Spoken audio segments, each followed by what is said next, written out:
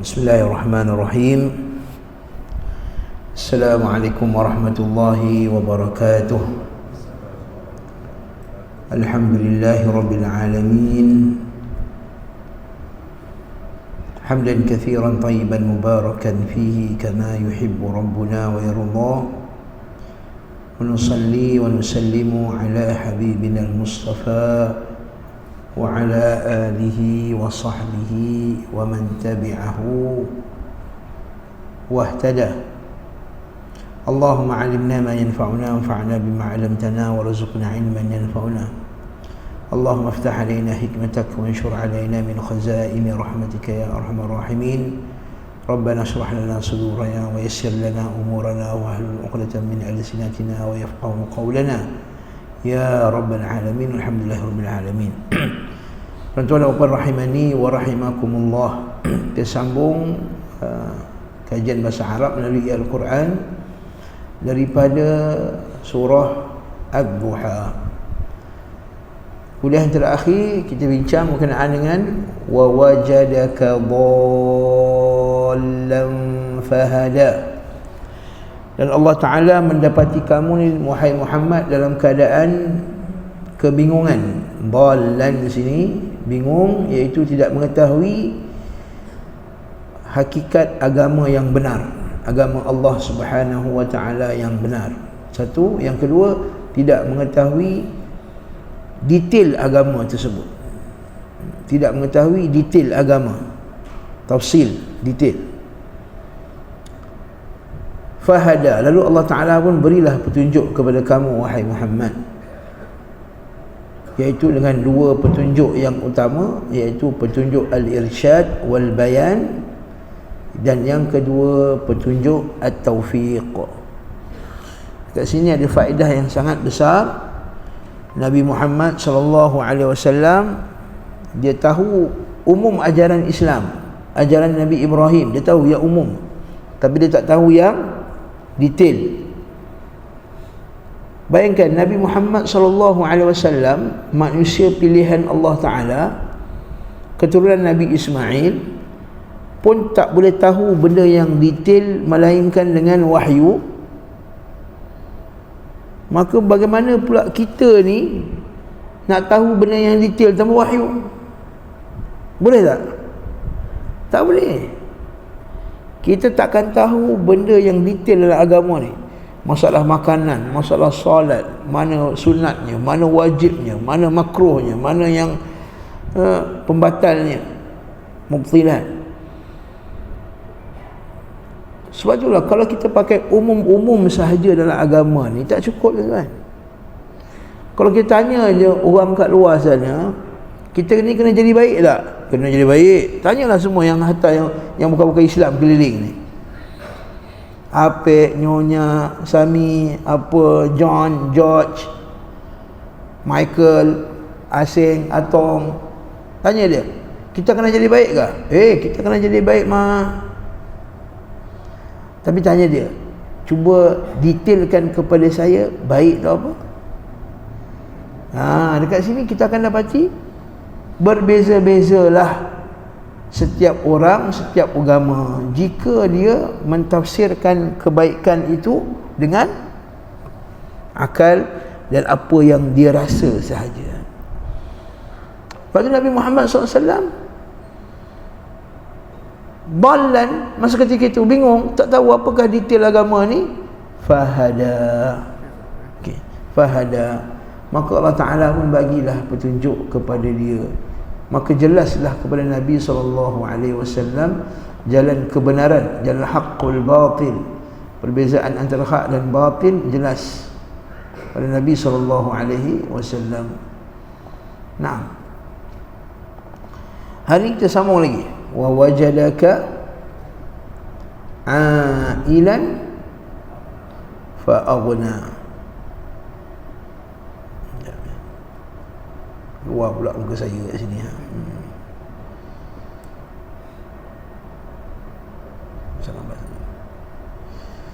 Slow connecting. Oh, dah mati balik dah.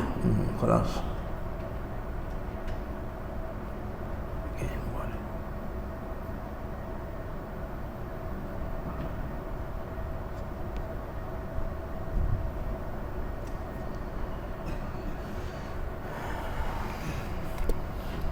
Okey, wa wajadaka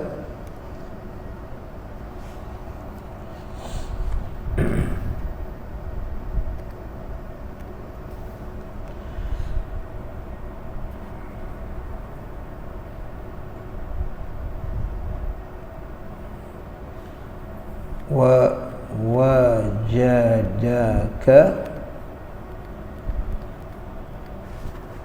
kecil ke? Okey. Kecil. Tak nampak. Okey. Dekat komputer tak nampak. Okey, kita besarkan, no problem.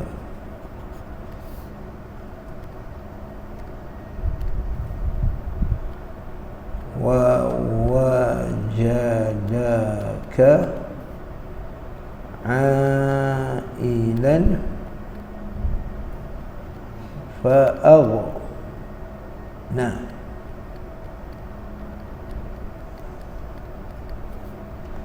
Wa wajadaka ailan fa'aghna. Okey.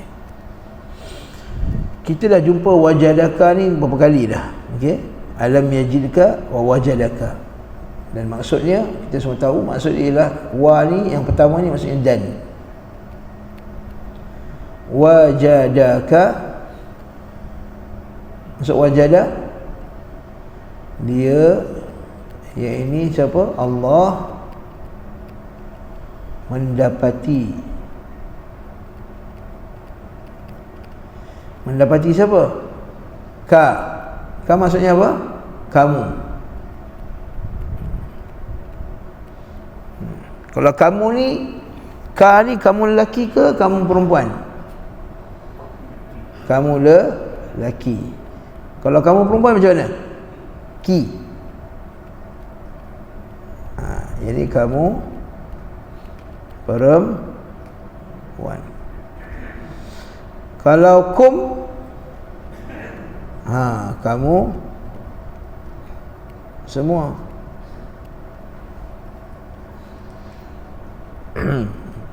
Assalamu alayka ayyuhan nabiy wa rahmatullahi wa barakatuh. Assalamu alayka ayyuhan nabiy wa rahmatullahi wa barakatuh. Kan? Tapi kalau bagi salam kat ramai, assalamu alaikum, kum. Jadi katakanlah saya jumpa seorang je, saya jumpa Haji Lazim, assalamu alayka ya Haji Lazim. Sah tak salam tu? Sah. Jumpa pula Hajah Fatimah, assalamu alayki. Sah tak? Sah. Tu cerita Piramli tu. Mana tengok cerita Piramli, dia kata assalamu alaikunna. Oh, cerita Piramli ni baca bahasa Arab ni. Hebat Piramli ni. Dia buat filem tu. Masya Allah. Dia bagi salam kat perempuan, kunna. Assalamualaikum. Assalamualaikum. Kalau salam ke atas kami,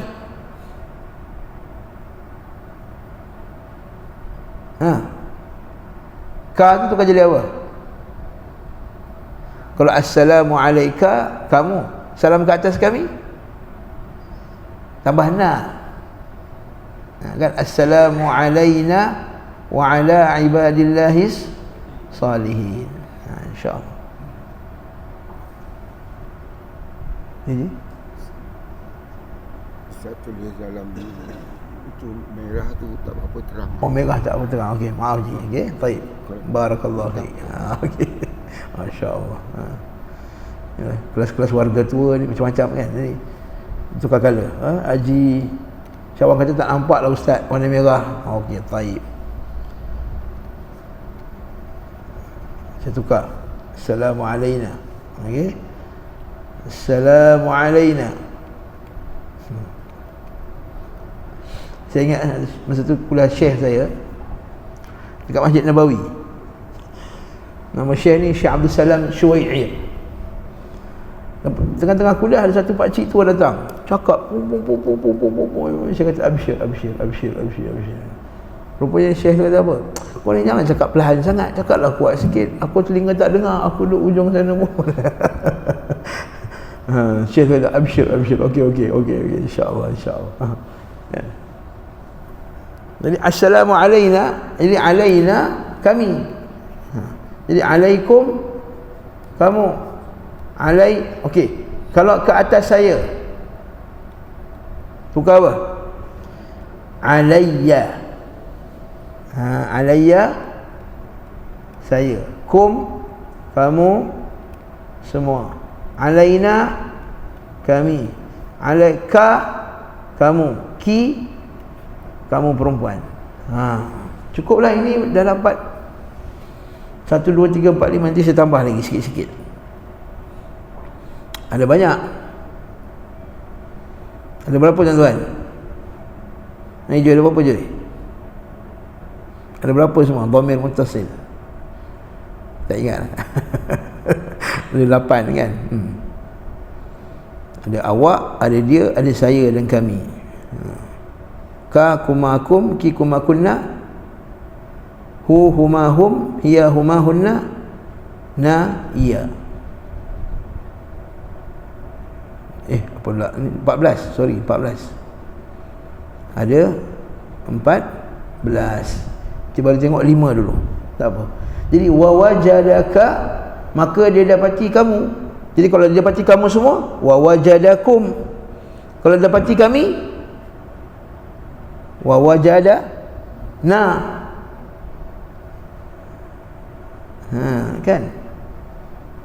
InsyaAllah bahasa Arab ni lama-lama kita dapat. Sikit-sikit ulang-ulang. Kata ada pepatah Arab kata apa? Dia kata la tuhqiranna saghiratan fa innal jibala minal hasa. Kata orang Arab, jangan kamu pelekehkan benda yang kecil.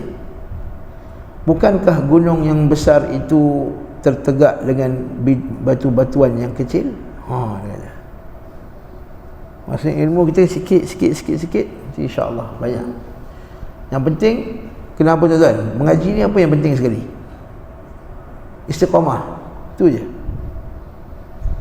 Biarlah dia belajar alif bata sekalipun, dia tak dapat masuk alif bata ni 10 kali kelas baru masuk alif bata. Tak apa.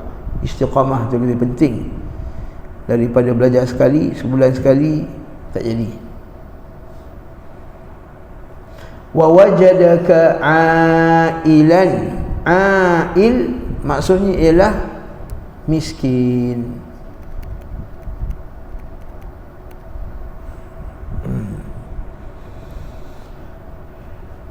Miskin ni, miskin apa tuan-tuan? Dimaksudkan dengan ayat ni, pertama miskin harta lah.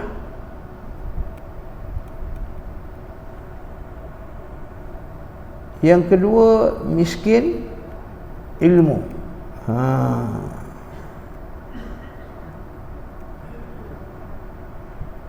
Yang ketiga miskin iman.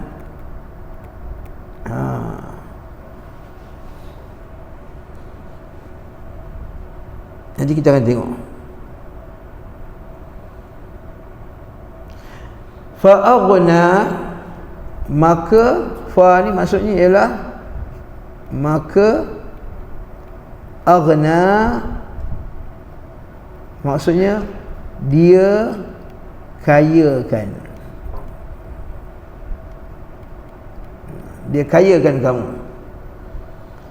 Maksudnya Allah Ta'ala kata wa wajadaka ailan. Allah Ta'ala mendapati kamu wahai Muhammad dalam keadaan miskin, ail. Miskin apa? Miskin serba-serbi. Miskin serba-serbi, miskin harta. Kita tanya, Nabi miskin tak?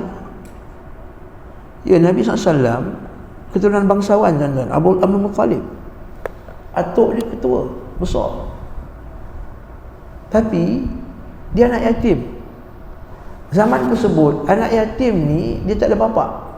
Zaman sekarang pun dia tak ada bapa, dia tak ada orang yang nak sustain dia, bagi dia makanan, bagi dia harta yang banyak. Zaman tersebut wanita tak semua berkarier, ada bisnes, tak semua. Nak pula pada zaman tersebut wanita tu dihinakan.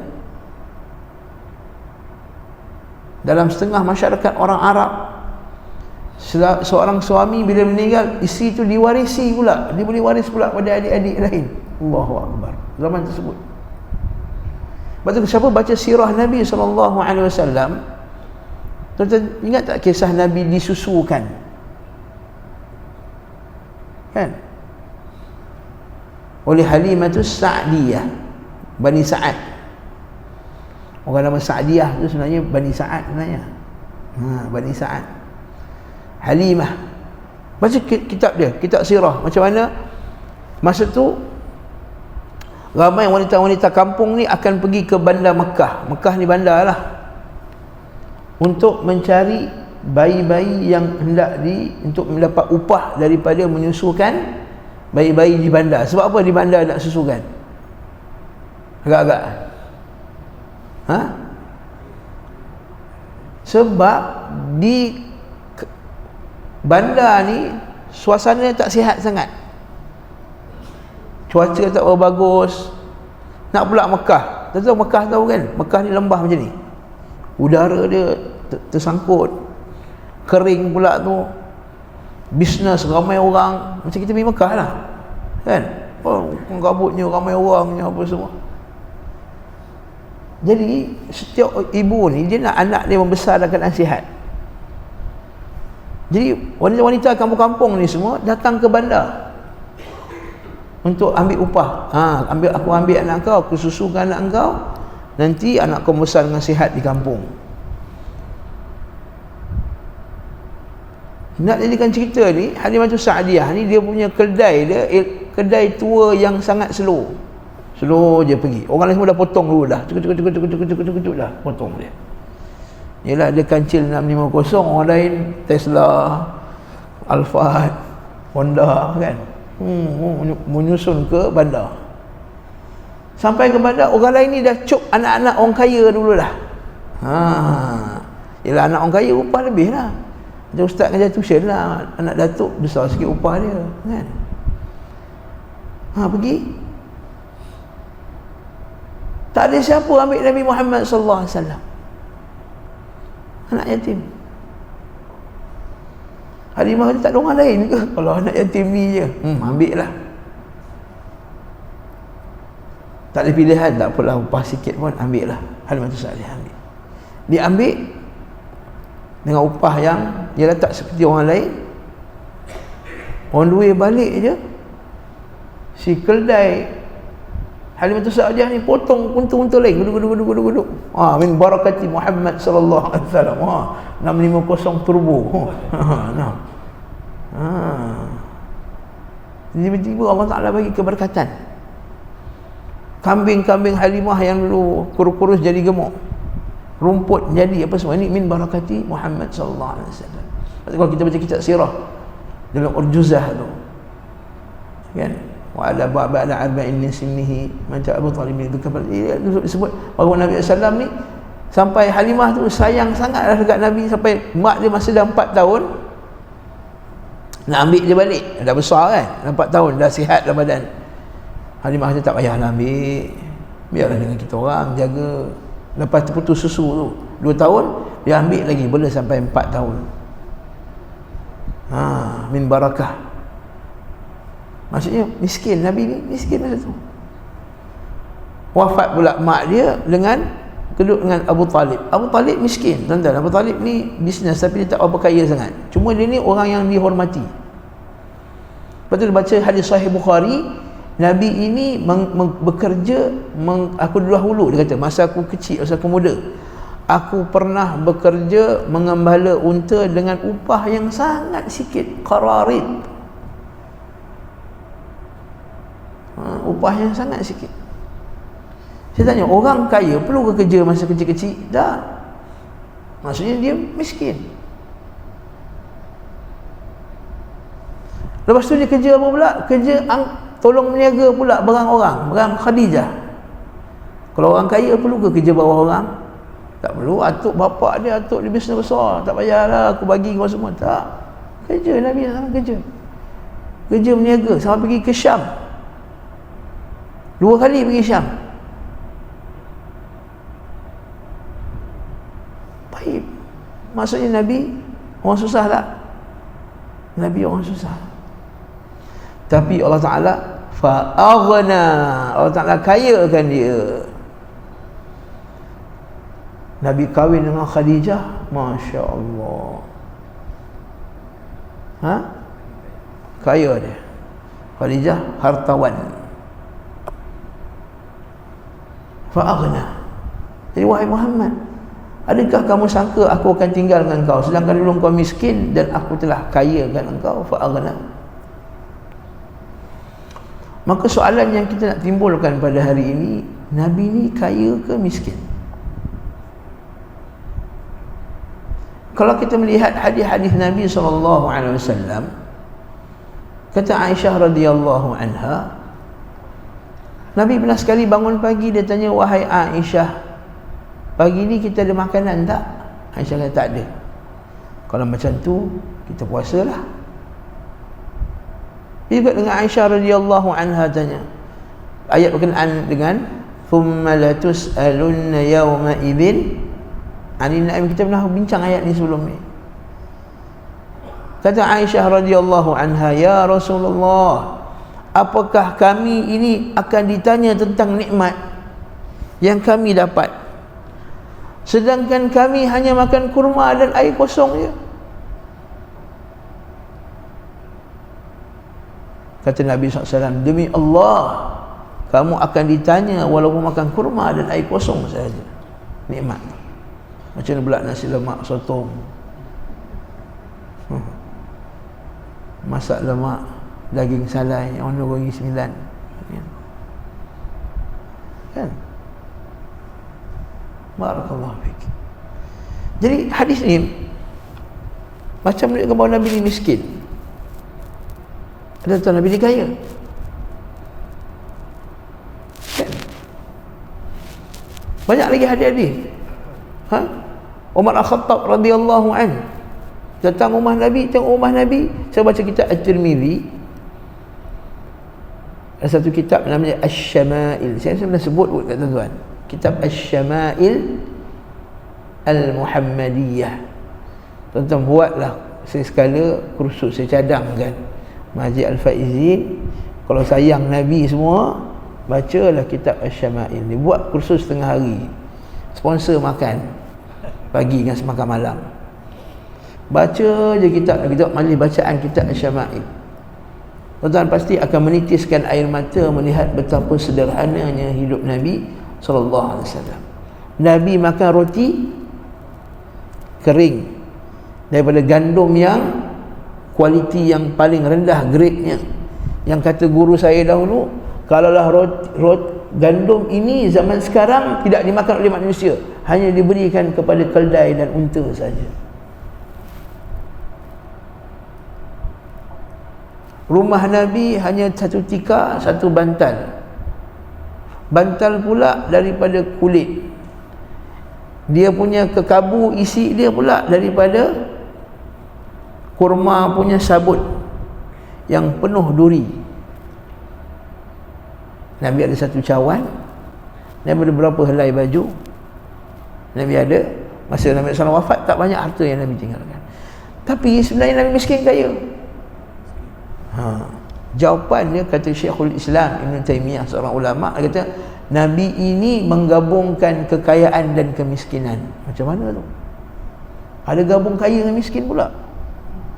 Iaitu Nabi ni sebenarnya banyak harta, tetapi Nabi memilih untuk hidup sebagai orang yang sangat sederhana. Itu jawapannya. Apa dari bahawa Nabi ni kaya? Ayat ni, wa wajadaka ailan fa aghna. Apa dalil Nabi kaya? Mari kita tengok hadis-hadis Nabi SAW berkenaan dengan harta-harta yang Nabi ada. Pertama sekali, Nabi menikah dengan isteri dia, agak-agak berapa tuan-tuan dia punya mahar dia? Mari kita tengok hadis Nabi SAW. Nasyan.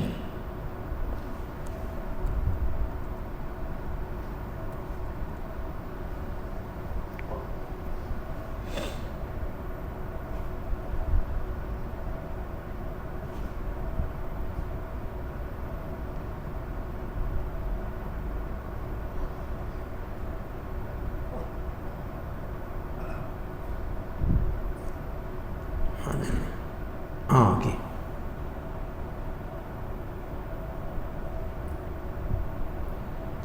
Pertama sekali Nabi nikah, ingat RM30 ke mahar ni? Kita nikah berapa ringgit tuan-tuan? Mas kahwin tuan-tuan? 300. Apa? KL RM40. 500. Tengok Nabi SAW 1004 tahun lepas berapa? Sahih Muslim. Kita skip lah sanad ni panjang. Daripada Abu Salamah bin Abdul Rahman. Abu Salamah bin Abdul Rahman ni anak Abdul Rahman bin Auf. Abu Salamah bin Abdul Rahman bin Auf, sahabat Nabi yang kaya, bahawa dia berkata, saya pernah bertanya kepada Aisyah isteri Nabi radhiyallahu anha sallallahu alaihi wasallam, berapakah mas kahwin Rasulullah sallallahu alaihi wasallam? Dia menjawab, mahar beliau terhadap isterinya adalah 12 uqiyah dan 1 nash. Tahukah kamu apa itu 1 nash itu? Abu Salamah berkata, saya menjawab, tidak. Aisyah berkata, setengah uqiyah, jumlahnya sama dengan 500 dirham. Masya Allah, tabarakallah. 500 dirham tuan-tuan. 500 dirham kiraan sekarang ni, saya dah cek lah tuan-tuan. 500 dirham ni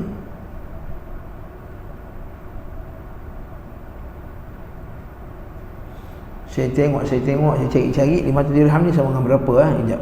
Dia kata macam ni, ni. Okey.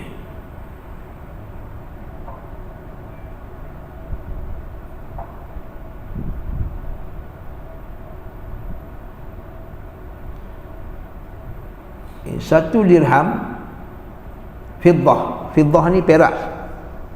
Dirham ni perak, dinar emas. Jadi dia kata fauzina ad-dirham bil jaramat, maka ditimbanglah dirham tu dengan gram. Satu dirham bersama dengan 2.9 gram perak.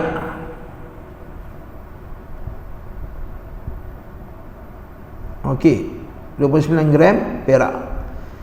Jadi mahar Nabi ni 500 dirham darab dengan 2.975 gram. Jadi ada berapa tu? 1487.5 gram perak. Berapa harga perak sekarang? Tanya orang perempuan lah, berapa harga perak? Saya pun tak tahu. Kata Syekh sini, dia kata kalau dekat Arab Saudi 1 rial. 1 rial. Saya tak tahu, saya rasa lebih. Harga perak bukan 1 rial katanya. Cuba Google sikit. Kan? Halian 1 rial, maka mahar Nabi 1487 rial. Betul tak Abang Halim? 1 perak 1 gram berapa harga sekarang? Tak tahu. Harga 1 gram perak. Kita pergi di Google sekejap. Kan susah pun.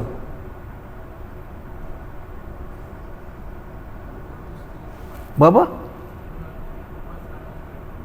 534 100 gram. Maksudnya RM5.34. Oh, lagi banyak lah maksudnya. Yang harga lama agaknya. Harga terbaru RM534 100 gram.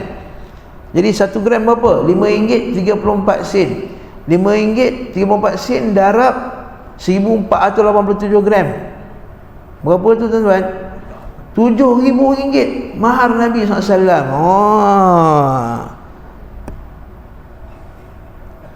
Itu satu isteri. Itu satu isteri. Nabi ada berapa isteri? 11 isteri. 10 isteri, dirham Nabi bayar dengan 500 gram. 500 apa ni? Uqiyah tadi lah. 500 dirham tadi. Kecuali seorang. Siapa seorang tu? Zainab binti Jahash Nabi bayar lebih. Ummu Habibah binti Jahash. Ummu Habibah ni, hadis ni tak ada dalam kitab kita, sebab itulah saya ambil daripada sumber lain. Dia kata, Allah kecil ya, tak apalah, saya buka bahagian ni je. Nabi SAW tengok ni, daripada Urwah an Ummi Habibah, daripada Ummu Habibah. Ummu Habibah ni siapa? Siapa Ummu Habibah tuan-tuan? Isteri Nabi. Siapa nama sebenarnya? Siapa berjawab, saya bagi hadiah.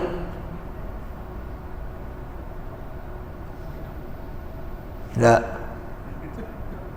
Ramlah binti Abi Sufyan, dia adik Muawiyah bin. Jadi dia ni bangsawan. Dia ni mahal sikit lah. Jadi kalau anak orang kaya minta mahal, memang betul lah. Jangan kata kenapalah mahal sangat lah, kau ambil anak orang kaya. Biar ambil anak orang biasa, mual sikit. Ummu Habibah radhiyallahu anha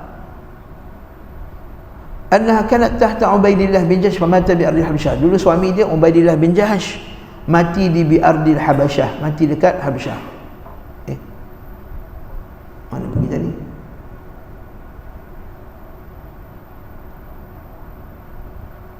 Saya tekan. Mati dekat Habasyah. Kan dulu orang Islam dia hijrah ke Habasyah. Fazawwajaha an-Najashi Nabi sallam, maka Nabi menikahkan Nabi menikahkan dia dengan Najashi, menikahkan dia dengan Nabi sallam. Wa amharaha, dan Nabi memberi mahar ni siapa? 4,000 dirham tuan-tuan. 4,000. 4,000 dirham darat RM5 tadi apa? Bukan, 4,000 darat 2.5 dulu, 2.97 tadi. 8,000 gram perak lebih kurang. 8,000 gram darat RM5, 40,000 tuan-tuan. Bukan Nilofa je kahwin mahal, Nabi pun kahwin mahal juga. Barakallahu fiki. Hadis ni menjadi dalil bahawa mahar ni kita tak boleh tentukan harga.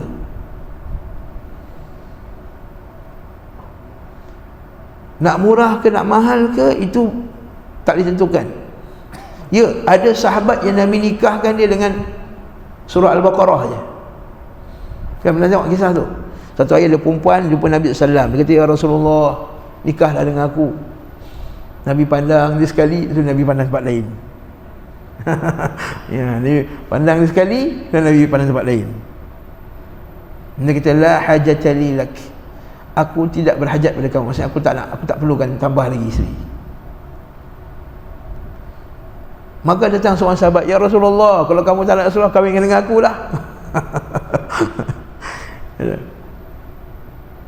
Maka Rasulullah kata, okey, boleh. Aku tanya perempuan, setuju tak? Perempuan tu setuju. Engkau ada harta tak? Ada emas? Tak ada. Perak? Tak ada. Apa yang kau ada? Cincin emas ada? Tak ada. Cincin besi ada tak? Kau pergi cari kat rumah kau, cincin besi pun tak ada.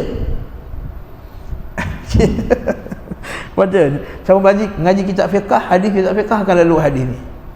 Cincin besi pun tak ada tuan-tuan. Apa yang kamu ada? Aku hafal beberapa surah dalam Al-Quran. Surah apa kau hafal? Nasihat riwayat kata Al-Ikhlas. Tapi sekarang riwayat kata Al-Baqarah.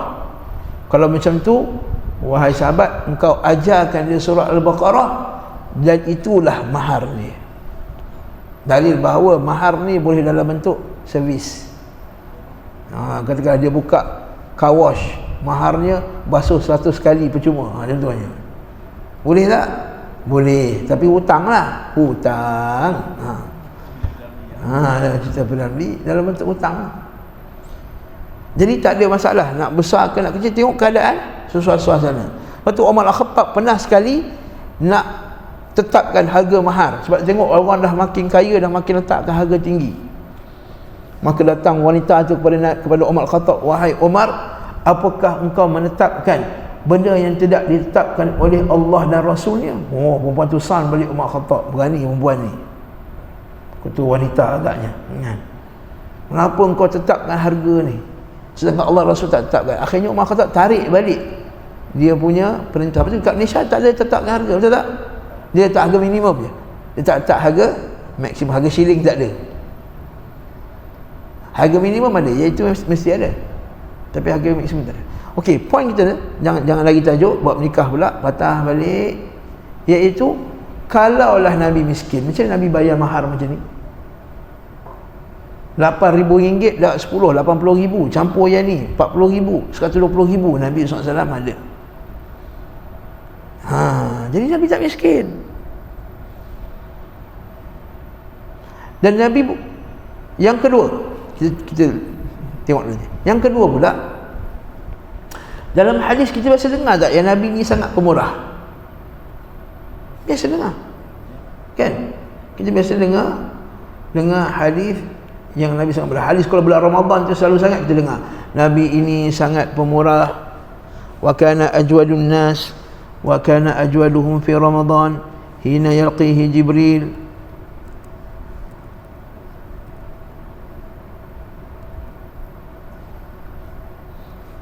Nampak ni? Daripada Ubaidillah bin Abdullah dari Ibnu Abbas radhiyallahu anhu berkata bahawa Rasulullah sallallahu alaihi wasallam bukan paling lembut, salah terjemahan ni. Dermawan, nampak ni baru betul. Paling lembut pula, dermawan. Rasulullah ialah orang paling dermawan dalam segala kebaikan pada bulan Ramadan, dan kelembutan beliau, kedermawanan beliau paling baik adalah pada saat bulan Ramadan. Masya Allah. Jadi kita bulan Ramadan kita kena lebih dermawan. Ketika Jibril alaihi salam datang kepada beliau, ini sebab tu kata para ulama, kita ni kalau kita ni selalu mengaji Quran satu, yang kedua selalu belajar, datang kuliah macam ni, kita akan, Allah Ta'ala akan bina sikap dermawan dalam hati kita. Dalilnya Nabi setiap kali bila jumpa Jibril, Nabi jadi dermawan. Jumpa Jibril, Nabi jadi dermawan. Maksudnya kita lagi baca Quran, lagi dermawan, lagi mengaji, lagi dermawan. Dan Nabi ni, dia kalau bagi,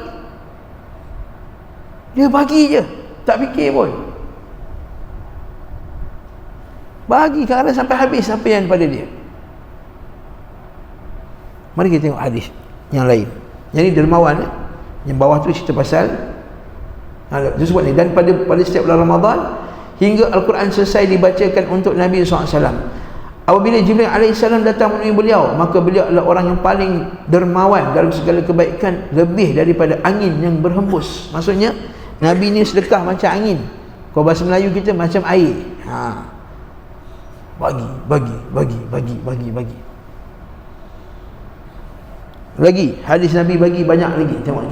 Bagi kita faham bahawa Nabi ni bukan miskin. Ada setengah orang sengaja memiskinkan diri dia, tak nak bekerja dengan alasan Nabi ni miskin, zuhud. Tidak, tuan-tuan. Ini tak benar, tak sahih. Ada setengah orang badan sihat, tubuh kuat, duduk je kat masjid, tak nak keluar, tak nak cek kerja. Alasan dia Nabi dulu miskin. Salah. Nabi miskin sebab Nabi pilih untuk miskin, dan banyaknya Nabi bagi kepada orang. Sebab Nabi banyak bagi pada orang. Fal yasta'fif.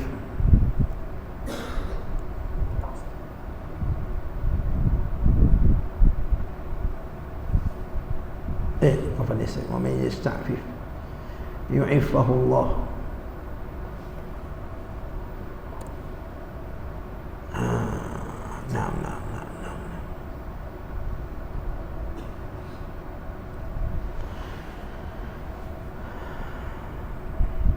Bukan di sini. Yang ni dari Abu Sa'id Al-Khudri radhiyallahu anhu. Kita nampak kan? Nampak tak? Jelas kan? Dari Abu Sa'id Al-Khudri radhiyallahu anhu bahawa ada beberapa orang dari kalangan Ansar meminta pemberian sedekah kepada Rasulullah sallallahu alaihi wasallam, maka beliau memberi. Kemudian mereka meminta, kemudian kembali kepada Nabi bagi. Kemudian mereka meminta kembali, lalu beliau beri lagi. Berapa kali minta ni? 3 kali minta. Kita kalau 2 kali minta, kita menyapah dekat orang, baru tadi minta lagi, kan? hingga habis apa yang ada pada beliau. Jadi kita kena fikir logik jugalah. Maksudnya Nabi tahu dia ni susah, jadi minta Nabi bagi. Bukannya kaki skema. Jangan. Kita ni orang Islam, fatinun wara'un. Kata Nabi SAW, orang mukmin ini fatin, bijak dan wara'. Dia bukan bodoh bagi-bagi, tak ada. Minta maaf saya sebut. Ada setengah orang bagi-bagi tu kena scam. Hati-hati. Fatinun wara', bijak dan wara'. Maksudnya Nabi memang kenal. Sebab Nabi ni kenal semua sahabat dia, tuan-tuan. Kalau kita nak hurai pula hadis macam mana Nabi kenal sahabat-sahabat dia ni, satu bab lagi, satu adab lagi. Sampai tapak kaki belum masuk rumah lagi, Nabi tahu lah, ini Abu Bakar kat luar, ini Umar, baru dengar geselan tapak kaki. Lepas tu Nabi, sahabat Nabi yang paling tak terkenal pun, bila tak ada dalam majlis, dia kata, mana dia? Nabi ni dalam hadis sebut, dalam kitab Syama'il sebut, Nabi ni yatafaqqadun nas. Yatafaqqadun maksudnya Nabi akan biasa dia biasa duduk kat situ, tak ada pula. Biasa Haji Azhar kat situ, tak ada pula, 3 hari tak ada. Balik Kuantan kata, balik Pekan kata. Pekan kan 3 bulan kampung. Mana faham kan? Mana Haji ni? Haji Bakar pergi hospital. Nabi ni yatafaqqadun nas. Jadi Nabi kenal sahabat-sahabat yang paling miskin. Kemudian beliau bersabda, tapi Nabi nasihat, apa-apa yang ada padaku dari harta, sekali-kali tidaklah aku akan menyembunyikannya dari kalian semua. Allahu Akbar. Nabi ni harta dia bagi semua. Buat Nabi ni kesian. Kita selalu baca ayat apa dia? Laqad ja'akum rasulun min anfusikum azizun alaihi ma anittum, azizun alaihi ma anittum. Nabi ni agak susah hati.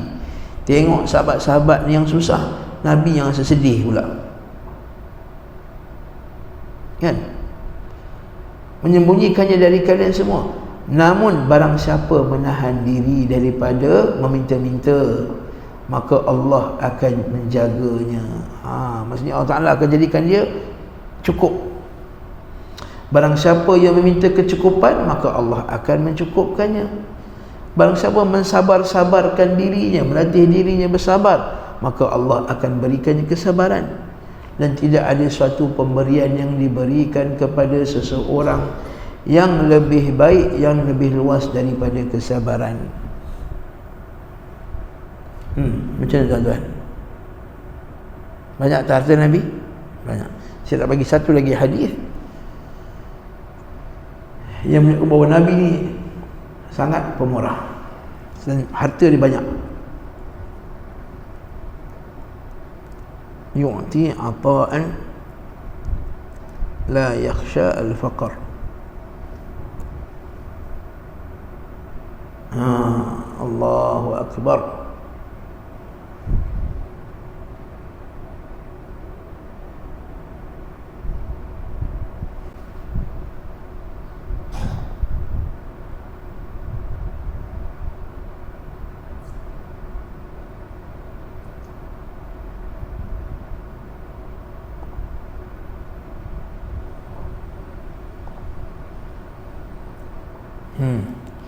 Hadis riwayat Ahmad.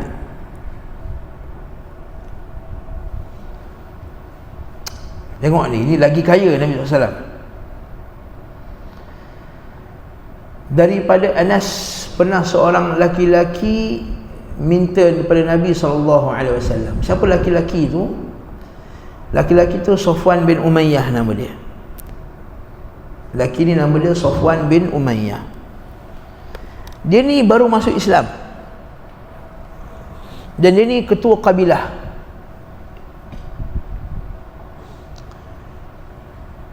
Dia datang jumpa Nabi, dia kata, dia jumpa Nabi SAW, dia kata, dia minta Nabi kambing. Maka Nabi SAW memberinya kambing sebanyak di antara 2 gunung. Ya Allah Akbar. Kalau kita baca hadis yang atas-atas tadi, Mula-mula dia minta seekor, Nabi bagi seekor. Kemudian dia datang ni, Rasulullah, 2 ekor lah Rasulullah. Ambil lah 2 ekor. 3 ekor ya Rasulullah. 3 ekor lah. 4 ekor. Nabi kata, ambil lah semua antara 2 gunung. Okey, kenapa Nabi bagi kambing antara 2 gunung ni? Sebab dia ni ketua kabilah, tuan-tuan. Kabilah dia besar. Jadi Nabi nak ta'liful qulub. Nabi nak lembutkan hati dia. Nampak macam mana Nabi nak dakwah tu. JK masjid belanja. Belanja lebih sikit. Ketua kabilah. Kan? Belanja dia makan. Tapi ketua UMNO, belanja dia makan. Ketua PAS, belanja makan. Ketua PKR, belanja dia makan. Dia ada kabilah-kabilah dia. Jangan bergaduh pula. Kita lawah, betul tak? Ketua wanita bahagian, jumpa dia, belanja dia makan. Orang masjid ni. Sekali ajak dia belanja makan kat Anwar, banyak roti canai, roti telur, dia nak ambil, minta semua minta. Nasi lemak paru apa semua bagi.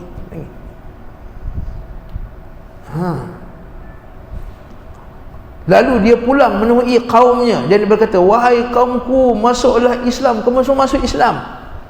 Kerana sesungguhnya Muhammad bila memberi orang lain dengan perasaan tidak ada rasa takut miskin. Sebab kenapa Nabi tak takut miskin? Pertama, Allah Ta'ala kata, wa fis samai rizqukum wa ma tu'adun. Allah Ta'ala kata dalam Quran,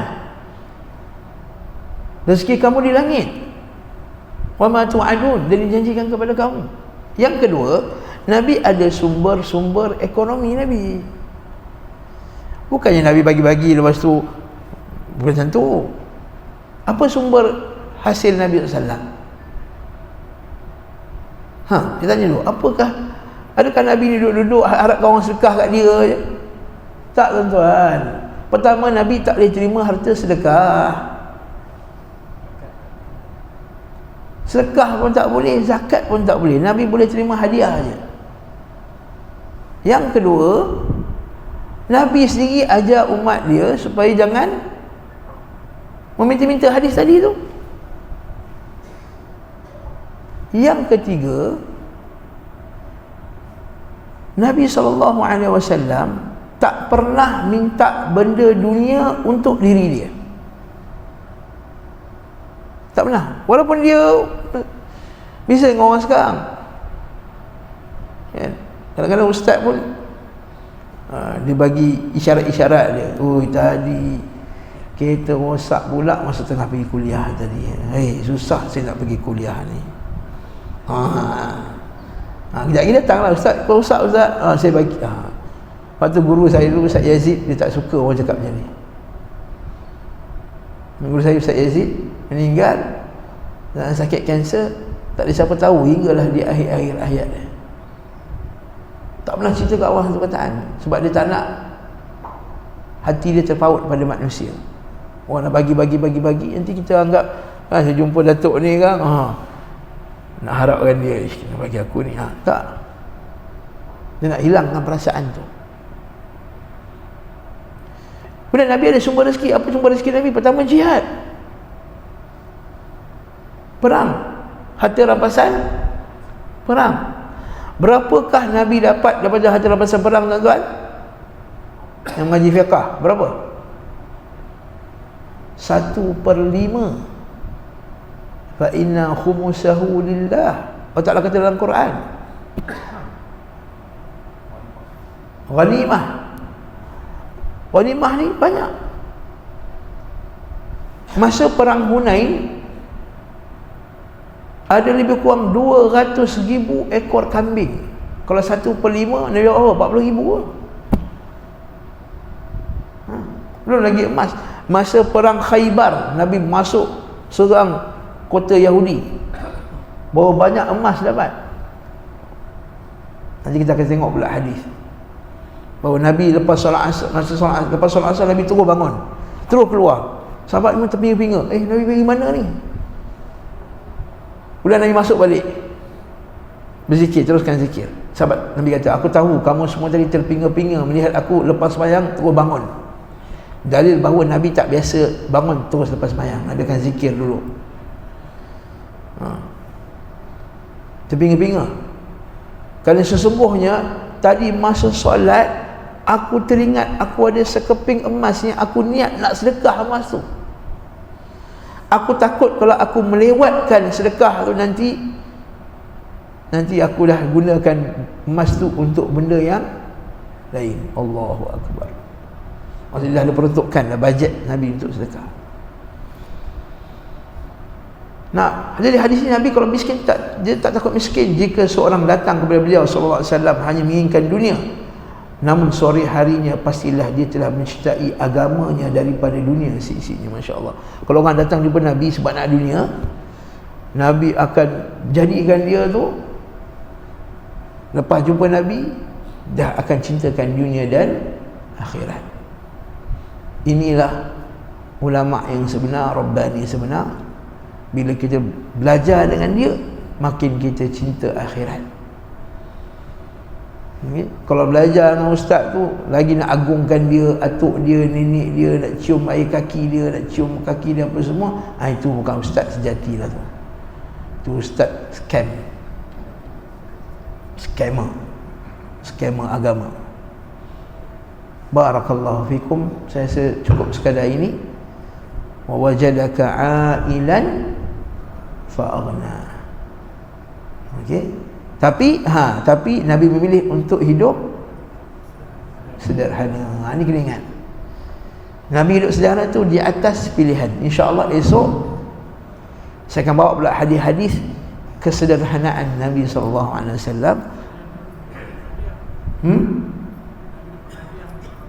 Nabi hadiah. Belum lagi cerita pasal Nabi hadiah. Raja Muqawqis Mesir hadiahkan Nabi dengan duldul, keldai dia yang terbaik, yang termahal. Dia hadiahkan Nabi Maryah Al-Qibtiyah. Dia hadiahkan Nabi baju yang mahal. Masya Allah. Banyak sumber Nabi banyak. Harta rampasan perang. Nabi ada harta tanah Al-Fadak. Tanah Al-Fadak ni tanah Yahudi. Punya luas tanah Al-Fadak tu berpuluh hektar. Tapi Nabi wakafkan semua tanah Al-Fadak tu sebelum Nabi wafat. Dia macam Tokeh Bank Ar-Rajihi lah, tuan-tuan pernah dengar? Kan? Tokeh Bank Ar-Rajihi tak ada harta dah. Semua duit dia dah wakafkan. Ladang-ladang semua wakaf. Bank Ar-Rajihi tu, orang antara terkaya di Arab Saudi. So, kalau pergi kat Saudi, ada bawa banyak masjid dibina oleh Ar-Rajihi. Masjid dia super mewah tu masjid dia. Masjid dia ada loker, ada tilam, ada katil. Kalau orang intikaf, ada tilam, ada loker lagi, ada loker siap. Makan full complete set. Kalau dia buat khusus daurah macam kuliah-kuliah agama macam ni, makan complete set. Saya pernah belajar kat situ dulu. Makan tengah hari nasi satu dulang seorang. Dulang kecil lah. Saya terkejut. Berapa orang makan ni? Saya kata seorang lah. Betul ke dia tu? Seorang lah dia kata. Punya pemurah pada penuntut ilmu. Kitab tak saya kira. Kitab tebal-tebal, berpuluh-puluh jilid, 40 jilid, 50 jilid, bagi percuma pada setiap belajar. Ini Ar-Rajihi, ini Tokeh lah. Nanti cerita lain lah tu. Okay? Barakallahu fikum. Jadi insyaAllah esok kita akan bawa pula hadis-hadis dalam kekayaan Nabi. Nabi memilih untuk sederhana. Kemudian kita akan tengok pula maksud kekayaan yang lain, yang lagi dua. Itu kaya ilmu dan kaya jiwa. Kaya iman, kaya jiwa. Kita akan tengok hadis-hadis dan ayat Quran berkenaan dengan masalah ni. Wallahu ta'ala alam bis-shawab. Sallallahu ala Muhammad wa ala alihi wa sahbihi wa sallam. Walhamdulillahi rabbil alamin. Allahumma alimna ma yanfa'una wanfa'na bima 'allamtana warzuqna ilman yanfa'una. Ya Allah, alimkanlah kami dengan ilmu manfaat. Manfaatkanlah ilmu yang Kau telah ajarkan kepada kami dan kurniakanlah ilmu manfaat. Allahumma ighfir li hayyina wa mayyitina. Ya Allah, ampunkanlah orang yang hidup dan mati di kalangan kami. Allahumma shfi mardana. Ya Allah, sembuhkanlah orang yang sakit di kalangan kami. Warham mautana. Dan rahmatilah orang yang telah mati di kalangan kami. Warham abaina wa ummahatina. Dan rahmatilah ibu bapa dan ayah-ayah kami. Warham masyaikhina. Dan rahmatilah guru-guru kami wa muallimina dan syekh-syekh kami.